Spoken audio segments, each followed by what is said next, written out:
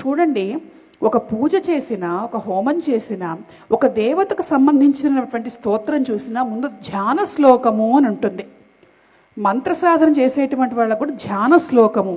ఏమిటి శ్లోకం? ధ్యాన శ్లోకము అంటే ఏమిటి అనంటే, ఆ శ్లోకాన్ని చదువుతూ ధ్యానం, ఏకాగ్రత తెచ్చుకోండి. ముందర మీరేదో పూజ చేయటం అంటే మనసులో 100 ఆలోచనలు చేసుకుంటూ, 1000 ఆలోచనలు చేసుకుంటూ ఊరికే మంత్రాలు చదివితే కాదు పూజ పూర్తయిపోదు.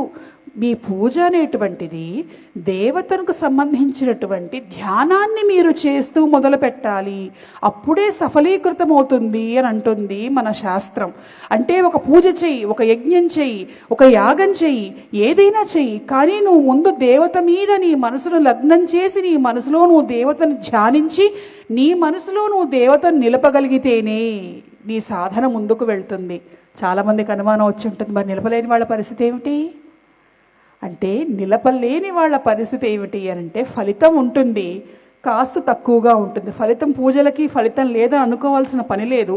ఎక్కువ ఫలితం కావాలి, తొందరగా ఫలితం కావాలి అంటే ధ్యాన మార్గం ద్వారా ధ్యానాన్ని మీరు చేసి తొందరగా ఫలితాలను సాధించవచ్చు.